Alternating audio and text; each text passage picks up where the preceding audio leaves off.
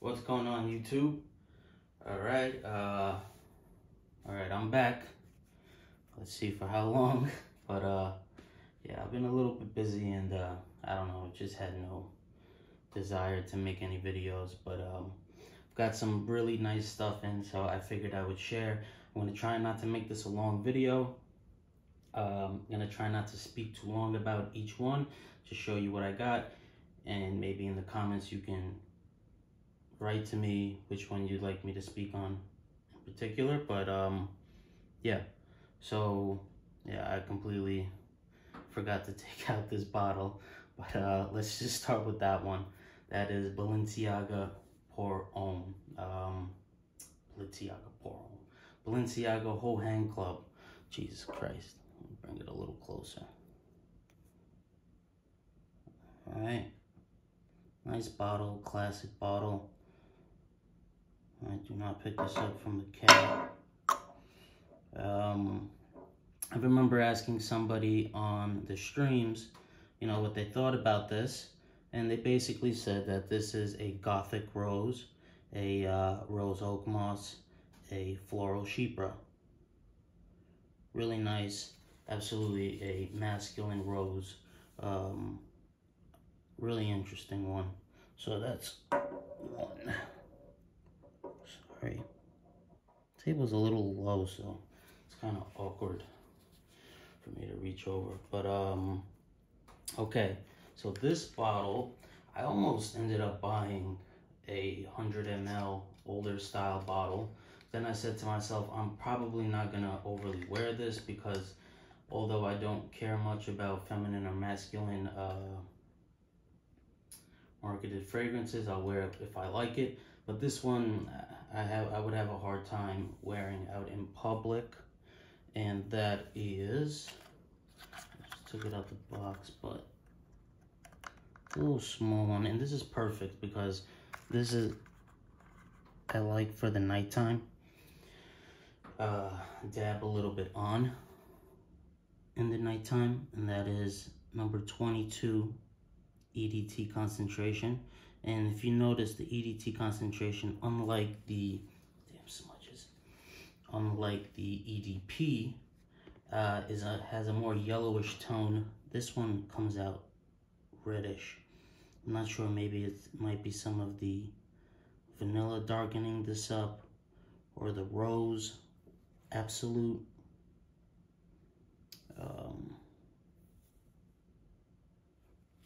It's just, man, this damn thing doesn't want to. Here we go. I'm gonna have to manually focus. Okay, so it's a nice little 19 ml. This is absolutely perfect. All right, in it, not for much, and I can dab some of that on the arm at nighttime and enjoy myself. Okay, next up, now this, I wasn't a big fan of this Dior. I would always smell it in the mall, and you know, I really wasn't that big of a fan. But I had the opportunity to grab a 1987 bottle of, this is Fahrenheit. All right, so 1987 bottle of Fahrenheit, and this is straight pumping gas, 100 octane at the gas station. Just absolute pure joy, leathery, violet leaves. Really, really good. And that's a 10 ml. Prices for bigger bottles are getting out of control, but I can get in at a reasonable price.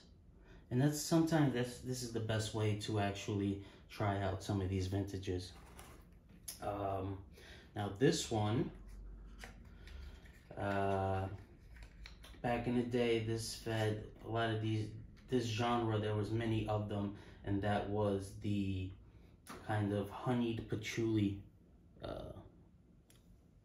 days of fragrances. Right? And this is a little cute 3 ml bottle. I would go through it and a little bit, but I enjoyed it so much that 3 ml bottle actually turned into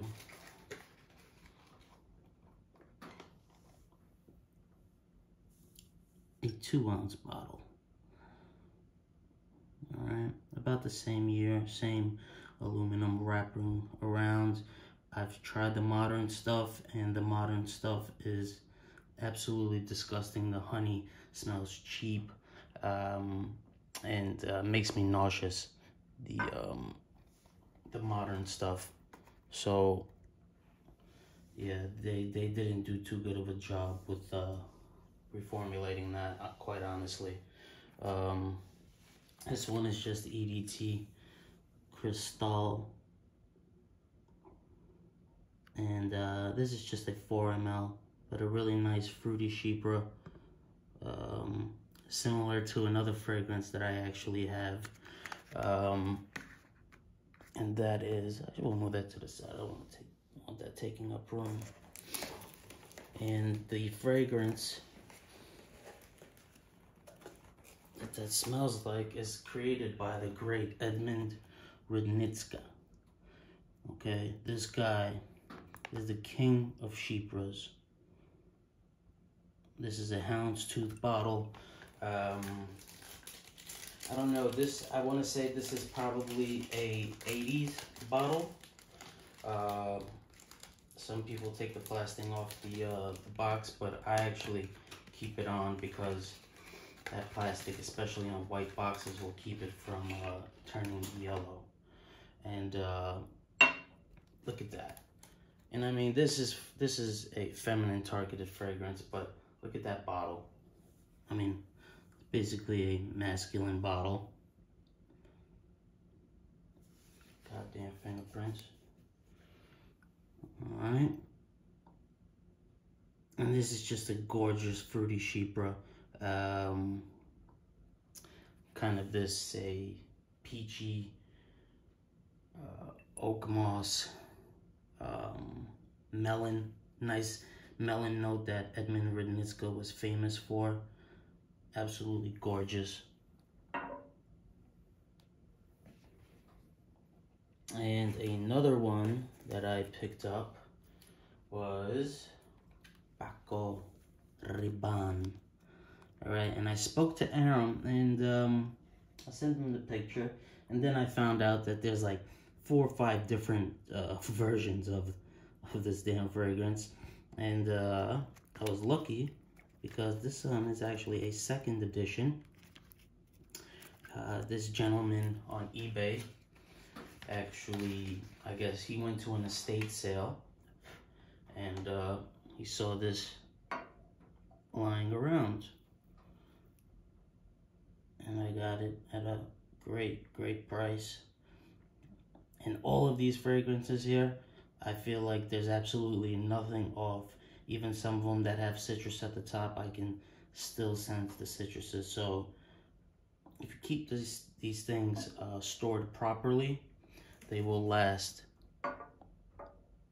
for decades, without a doubt. Oops, sorry about that.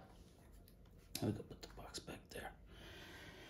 Okay, so what else can we go with? All right. So I actually got lucky with this purchase. I ended up getting the EDP technically, and I absolutely loved it. And I figured, you know what, let me grab the EDT. But some people had like decent prices, but there was some missing, and it was only a 30 ml bottle. And but finally I was on Mercari, and this girl, at least I think it is, because I mean, I don't know, she had fingernails, long nails, and I look, and a lot of the times the bottle, the version that I see that's being sold is a Sanofi, but this one is a Parfums Core. Parfum's Corp version of Opium EDT. This is a nice little 30 ml, but I think it was literally sprayed like twice. And I did my test on all of these that have sprayers to make sure that they're not defective and they leak, because sprayers have not been modernized a little bit. You know, they're pressurized and made out of metal nowadays, but back then a lot of these sprayers I feel like are even more likely to crap out, and you always got to check underneath the spray to make sure it doesn't leak when you use it. And that is a Parfum's Core. I don't know if you're going to be able to see that, but yeah, but this thing is a beast, absolute beast. Just this gorgeous little animalic purr in here, myrrh, florals, just really sensual, loud as a mother. This thing, I mean, like 2 sprays and that's it. And this is the EDT. The EDP, the Secrets de Parfum, and the refillable one that I have, I would say is more heavy in the myrrh aspect, if I had to guess. Okay, that's another one. Running out of room a little bit, but what I'll do is I'll move these little miniature guys. Let me just move that one. I can't not keep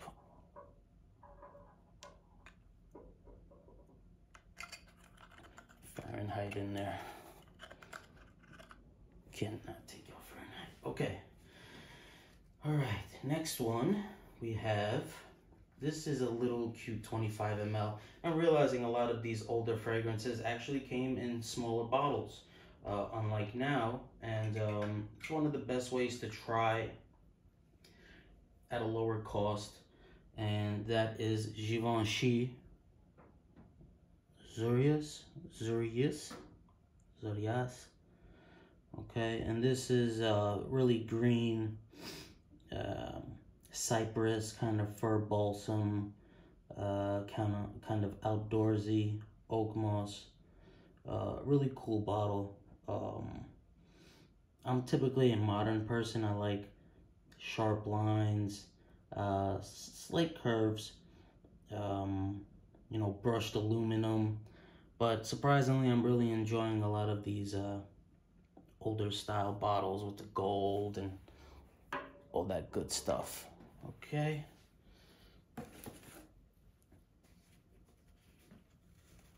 So I don't know why it's not auto-focusing on its own, but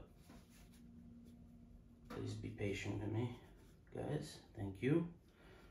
And ladies, here's another one, and this is Estee Lauder Knowing. And I absolutely love this bottle.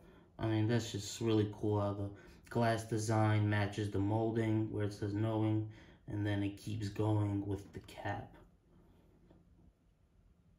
And I was really surprised about this. I want to say this is like a floral chypre. Really blew me away. 30 ml. I don't really think the guy knew what he had. It was 30 bucks, and screw it, why not? And it was hard to tell because the bottles have been the same since the modern versions. But from what I noticed, the modern stuff had completely just yellow juice, kind of matching the Diorella. So the vintage stuff had this color, and also at the bottom on the sticker, the more older bottles had less information. Once you start going into the more modern formulations, there would be more information on this label, plus I think the addresses and stuff like that were different. So I'm pretty sure this is a decently old bottle of Knowing. Okay, next, give me a second with this one.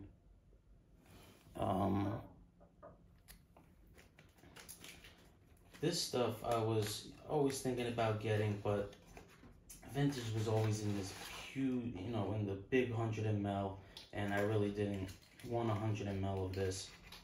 And then I noticed this cool little packaging for this stuff. And I think this was pretty old. I don't know, maybe this is an early 90s bottle. But Hermes really does have some of the most elegant bottles and packaging and glass that they make. And this is, I don't know, I guess Clutch. Hermes Clutch. Another 30 ml bottle with this kind of rubberized top here. I guess this is, this matches some of the hardware on their bags or something like that. See, look at that, Phil's fingerprints. Sorry. Alright, so this is kind of like an aldehydic floral fragrance. Really nice, but like I said, I'm still getting used to these things. I've pretty much only gotten first impressions on some of these bottles here.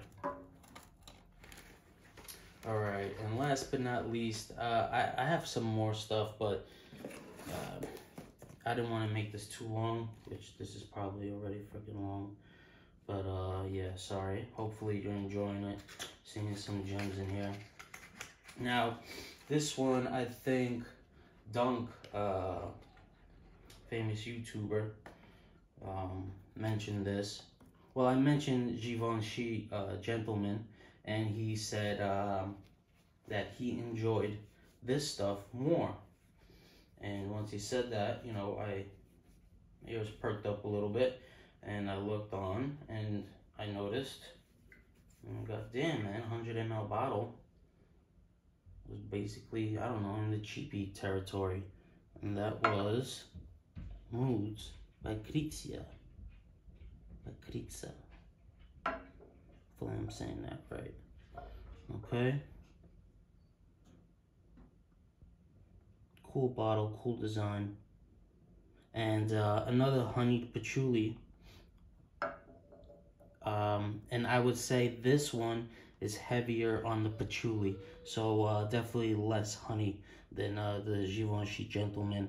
But again, first impressions only here I've gotten, so I'm not gonna go into too much detail. But the patchouli, honestly, was drop dead gorgeous on this stuff. I was really surprised by how good the patchouli note was in that. All right, so that is some of the stuff that I've gotten. All right, and gonna enjoy them, wear them. I count these, I look at these things here as basically a time machine. The only time machine really that you can think of. Well, one of the few time machines that you can think of, other than maybe going into like an antique store and seeing old, you know, furniture or armoires or anything like that. But you can smell the past. You can go into this time machine and smell the past with these vintage fragrances, and I think that's pretty damn cool. It shows you progression in fragrances from, you know, the 70s, 80s, into the 90s when it went into the aquatic era, and then till now in this kind of blue ISO-y, Ambroxan, Cashmeran era.